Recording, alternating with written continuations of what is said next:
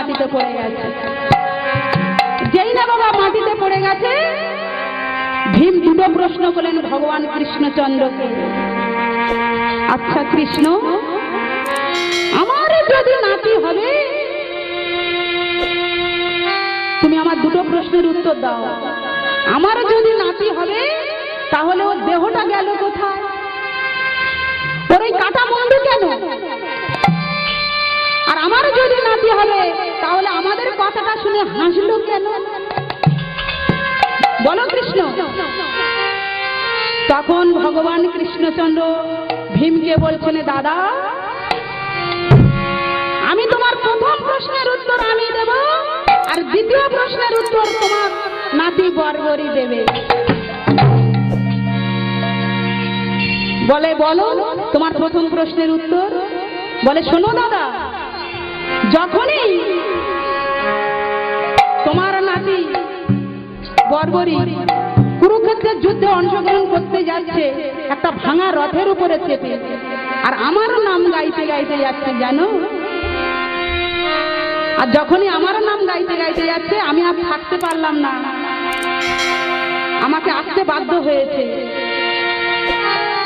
ভগবান শ্রী হরি এসে ওই বর্বরীর সম্মুখে এসে দাঁড়িয়েছে। বলছে দাঁড়াও দাঁড়াও, তুমি কোথায় যাচ্ছ? বর্বরী বলছে ঠাকুর আমি কোথায় যাচ্ছি জানো? আমি যাচ্ছি ওই কুরুক্ষেত্রের যুদ্ধে অংশগ্রহণ করতে। বলে তুমি এতটুকু বাচ্চা ছেলে, 5 বছর বয়স তোমার, আর তুমি এই কুরুক্ষেত্রের যুদ্ধে অংশগ্রহণ করতে যাচ্ছ? কি নাম তোমার? বলে ঠাকুর আমার নাম হলো বর্বরী। তা তোমার তো দেখে মনে হচ্ছে খুব ছোট্ট বাচ্চা ছেলে, তা তুমি গিয়ে ওই কুরুক্ষেত্রের যুদ্ধে অংশগ্রহণ করতে যাচ্ছ কেন? নিশ্চয়ই তোমার ওখানে কেউ আছে। বলে ওখানে কে আছে জানো? ওখানে আছে আমার ভীম দাদা। বলে ও নিশ্চয়ই জানো তুমি ওই ভীম দাদুর দলে অংশগ্রহণ করতে যাচ্ছ? বলে না না ঠাকুর, আমি ভীম দাদুর দলে অংশগ্রহণ করতে যাচ্ছি না, আমি যাচ্ছি দুর্যোধনের দলে অংশগ্রহণ করতে। ভগবান কৃষ্ণচন্দ্র চমকে উঠলেন। কি বললে তুমি? তুমি ওই দুর্যোধনের দলে অংশগ্রহণ করতে যাচ্ছ? তোমার ভীম দাদু থাকতে তুমি কেন দুর্যোধনের দলে অংশগ্রহণ করতে যাচ্ছ? আর তুমি কি জানো ওই দুর্যোধনের দলে আছে 11 অক্ষয়িনী সেনা, আর পঞ্চ পাণ্ডবের দলে আছে মাত্র 5 অক্ষয়িনী সেনা? বলছে দাদু ওই যে ভীম দাদু আছে না ওখানে থাকলে কি হবে? আমার মা যখন ওই জগতে ছেড়ে চলে যায় তখন আমার হাত ধরে বলেছিল, বর্বরী তুই যদি কোনো যুদ্ধে অংশগ্রহণ করিস তাহলে বাবা যে পক্ষ দুর্বল পক্ষ তুই সেই দলে অংশগ্রহণ করবি। তাই ঠাকুর আমি ওই দুর্যোধনের পক্ষ হলো দুর্বল পক্ষ, তাই আমি ওই দুর্যোধনের পক্ষে অংশগ্রহণ করব।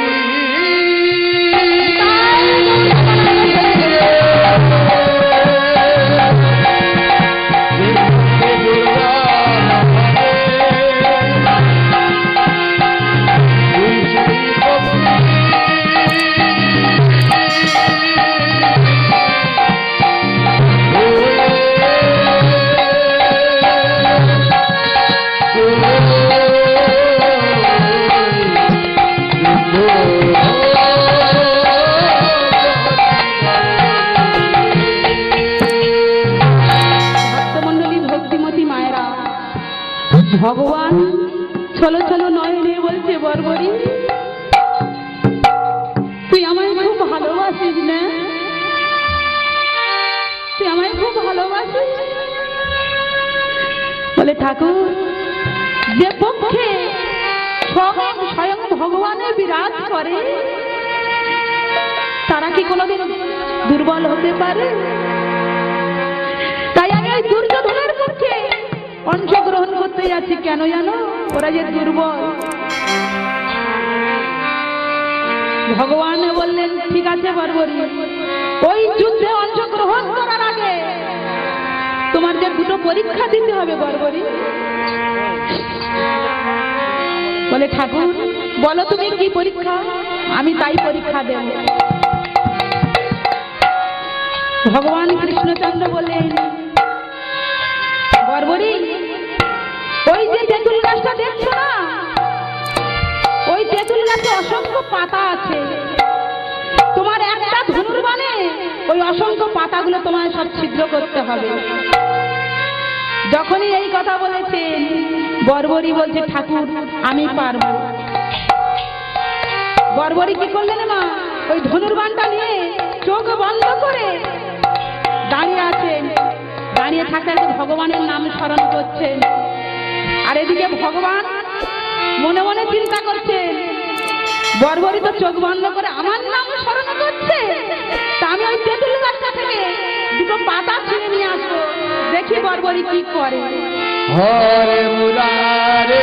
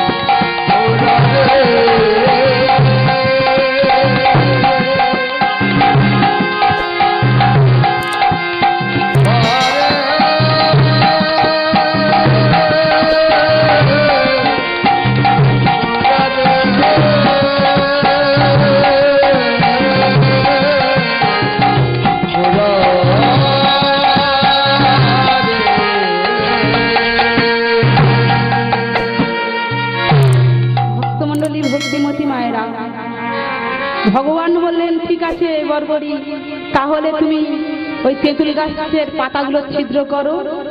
তা বর্বরী কি করলেন মা, সেই ধনুর্বাণ নিয়ে ভগবানের নাম স্মরণ করছেন চোখ বন্ধ করে, আর ভগবান ওই তেঁতুল গাছটা থেকে দুটি পাতা নিয়ে বিভিন্ন রকমের রূপ ধারণ করছে, আর এদিকে বর্বরী চোখ বন্ধ করে ভগবানের নাম স্মরণ করছেন, আর ভগবান দুটো পাতা নিয়ে দাঁড়িয়ে আছে, দেখছে বর্বরী কি করে, দাঁড়িয়ে আছেন। আর বর্বরী কি করলেন, সেই তেঁতুল গাছটাকে লক্ষ্য করে ধনুর্বাণটা ছুঁড়ে দিয়েছেন, আর যখনই ধনুর্বাণ ছুঁড়ে দিয়েছে অসংখ্য পাতাগুলো সব ছিদ্র হয়ে গেছে বাবা। আর যেই না ছিদ্র হয়ে গেছে বর্বরী বলছে ঠাকুর, ও ঠাকুর এবার আমি আসি। বলে দাঁড়াও বর্বরী, এখনো যে তোমার দুটো পাতা বাকি আছে। বলে ঠাকুর কই দেখাও দেখি। যেই না মা একটা হাতের মুঠোয় রেখে দিয়েছিল আর একটা পায়ের তলায় রেখে দিয়েছিল, হাতের মুঠোয় থেকে সেই পাতাটা নিয়ে বলছে বর্বরী, বর্বরী দেখো। বর্বরী বলছে ঠাকুর আমাকে দেখতে লাগবে না, ওটা তুমিই দেখো। ভগবান কাছে নিয়ে দেখছে সেই হাতের মুঠোর পাতাটাও ছিদ্র। বর্বরী বলছে ঠাকুর এবার আমি আসি। বলে না দাঁড়াও, এখনো যে আর একটা পাতা বাকি আছে। পায়ের তলা থেকে পাতাটা তুলে বর্বরীকে দেখাচ্ছে, দেখো বর্বরী। বলে ঠাকুর এটা আমার দেখাতে হবে না, ওটা তুমিই দেখো। যেই না কাছে নিয়ে দেখছে সেই পায়ের তলার পাতাটাও বাবার ছিদ্র। তখন ভগবান মনে মনে চিন্তা করছেন সর্বনাশ, ওই বর্বরী যদি দুর্যোধনের দলে অংশগ্রহণ করে তাহলে আমি এই পঞ্চ পাণ্ডবকে রক্ষা করতে পারবো না, কারণ ও যদি ওই অসংখ্য পাতা যদি বিনাশ করে দিতে পারে, আমি তাহলে এই পঞ্চ পাণ্ডবকে তো রক্ষা করতে পারবো না। ওরা যে আমার চরণ তলে ঠাঁই নিয়েছে।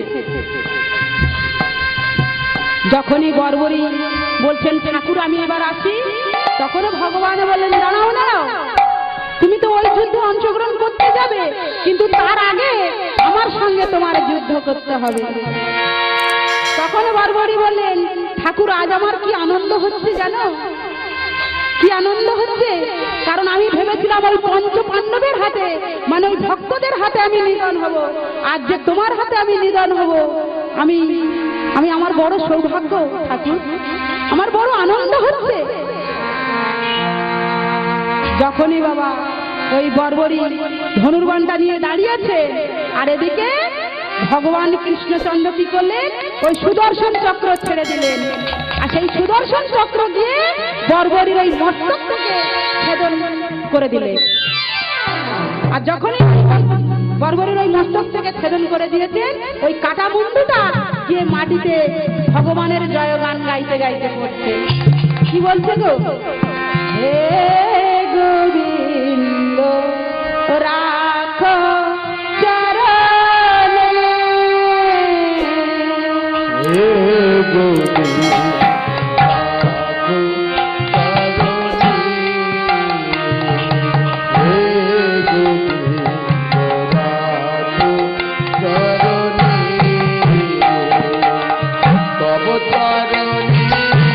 শরণাগত, তব চরণে শরণাগত, আশ্রয় দাও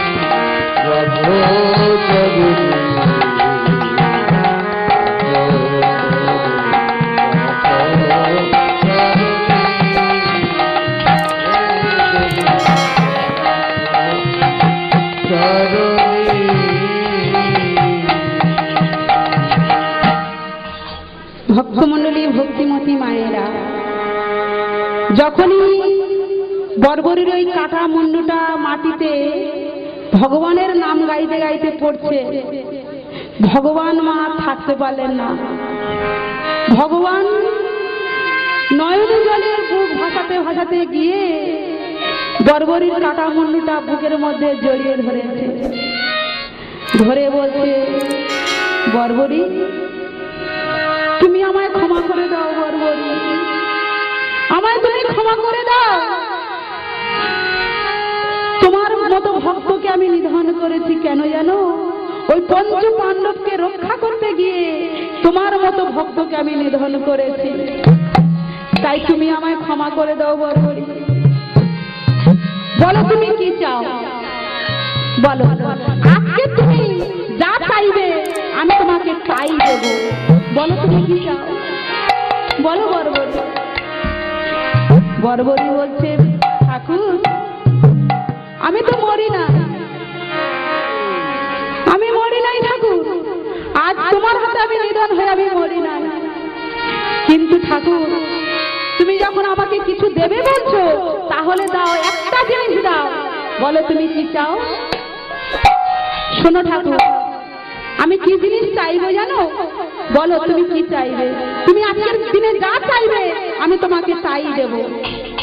বলছে, ঠাকুর আমার এই কাটা মুন্ডুটা, আমার এই কাটা মুন্ডুটা তোমার 18 দিন বাঁচিয়ে রাখতে হবে। আমি এই কুরুক্ষেত্রের যুদ্ধটা যেন লুকিয়ে লুকিয়ে দেখতে পারি, আমাকে যেন কেউ না দেখে। তাই আমাকে তোমার 18 দিন বাঁচিয়ে রাখতে হবে আমার এই কাটা মুন্ডুটা। ও গো দয়া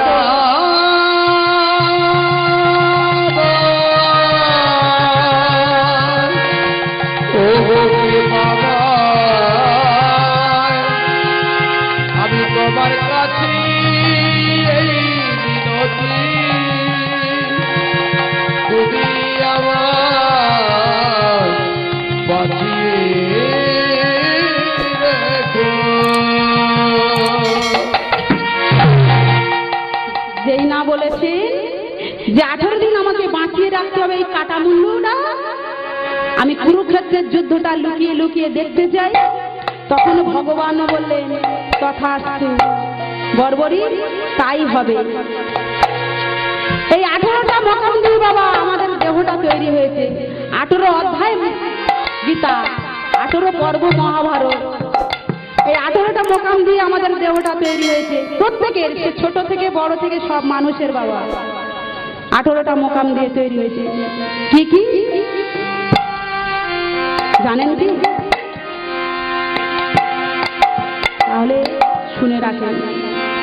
চূড়া মধ্যে চূড়ামণি ব্রহ্ম পাশস্পতি, পাঠ মধ্যে মহাবিষ্ণু করেন বসতি, চক্ষুতেছি কালা চাঁদ করিতেছে ধ্যান, নাসিকাতে নিত্যানন্দ করে মধুপান, কর্ণেতে চৈতন্য গোসাই হয়ে সাবধান, মুখেতে ভদ্রাগ্য বসি বস্তুরীশ্বর যোগান, জিহার নিচে নারদমণি বাজায় কুন্দল, জিহার নিচে বসে নদী গয়া গঙ্গা জল, আল জয় সরস্বতী বামেতে শ্রীরাম, কণ্ঠেতে শ্রীকানাই বাহুতে বলরাম, হস্ততে ঋষি গোবিন্দ দান অধিপতি, সপ্তদ্বীপে জগন্নাথ করেন বসতি, নাভিমূলে ব্রহ্মসদা করিতেছে লীলা, লিঙ্গেতে মহাদেব বসি লয়ে চন্দ্র করা, গুচ্ছদারে বসিয়াছে নাড়ুয়া গোপাল, কামিনীর সঙ্গে গেলি বড় এই রসাল, হাঁটুতে শক্তির সুতি বসুমতি পায়, 18 মোকাম তত্ত্ব শুনো শুনো দল। এই সব তত্ত্ব কথা যেই জনে জানে, কি বলেছে মা? এই সব তত্ত্ব কথা যেই জনে জানে, নরলোকে তুচ্ছ তারে দেবে লোকে মানে। ওমা, নরলোকে না মানলেও কিন্তু বাবা দেবতারা ঠিক মানে। এই 18টা মকাম দিয়ে আমাদের যে দেহটা তৈরি হয়েছে বললাম আমি, এটা নরলোকে কিন্তু মানে না বাবা, কিন্তু দেবতারা ঠিক মানে। তাই ভগবান বলছেন, তথাস্তু বর্বরী, আমি তোমার 18 দিনই বাঁচিয়ে রাখবো। এই কুরুক্ষেত্রের যুদ্ধ তুমি লুকিয়ে লুকিয়ে দেখবে, তোমাকে কেউ দেখতে পাবে না। এই পর্যন্ত ঘটনাটি শেষ হলো। তখন ভগবান কৃষ্ণচন্দ্র বলেন, ভীম দাদা, এই পরের প্রশ্নটা তোমার নাতি বর্বরী দেবে। তখন ভীম বলছে, বড় বর্বরী, আমাদের কথাটা শুনে তুমি কেন হাসলে বলো। তখন বর্বরী বলছেন, দাদু, ও দাদু, তুমি যখন অর্জুন দাদুকে বলছো যে অর্জুন আমি না থাকলে তুই জিততে পারতিস না, আর অর্জুন দাদু বলছে, ভীম দাদা, আমি যদি না থাকতাম তুমি জিততে পারতে না। দাদু গো, তোমরা যখন এই অহংকার করে এই কথাটা বলে বলে আসছো না রাস্তা দিয়ে, তখন আমার হাসি পাচ্ছিল খুব। কেন জানো দাদু, তোমরা যাকে মারতে গেছো বা মেরেছো, তার আগে যে তিনি তাকে মেরে রেখেছে। দাদু, তোমরা কাকে মারতে যাচ্ছ? কাকে তো নিমিত্ত মাত্র, তোমরা উপলক্ষ। ভক্তমণ্ডলী, ভক্তিমতী মায়েরা, এই যে গাড়ি বাড়ি ধন সম্পত্তি টাকা পয়সা এগুলো কার বাবা? সে করে রেখেছে বলে আপনাদের হয়েছে। কি মা, আপনি জোর গলায় বলতে পারছেন এটা আমার ঘর, আমার বাড়ি, আমার ছেলে মেয়ে, আমার টাকা পয়সা সব আমার, এই ধন সম্পত্তি সব আমার? না বাবা, এই আমার আমার করলে বাবা এই আমার পড়ে থাকবে, আপনারও না কারোরও না। সেই যে দিয়েছে তার, সে দিয়েছে বলে তো আপনার হয়েছে। কি মা, আপনি কোথা থেকে নিয়ে এসেছেন? আপনি কি সঙ্গে করে নিয়ে এসেছেন? ওরে বাকি যদি নিতাই গৌর প্রেমানন্দে হরি যাবে উড়ে, প্রেম যারা ছেড়ে ফুলের মালা গোলায় দিবি তোরা চন্দন কপালে, ফুলের মালা গোলায় দিবি তোরা চন্দন কপালে। পাখি যেদিন যাবে উড়ে, পাখি যেদিন যাবে উড়ে, প্রেম যারা ছেড়ে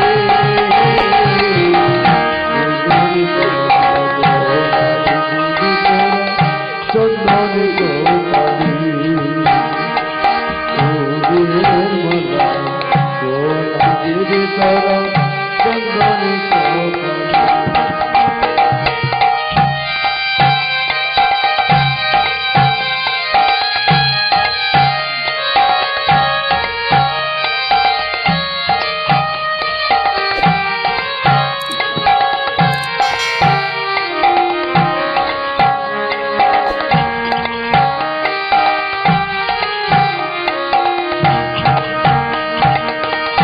জড়ায় ধরে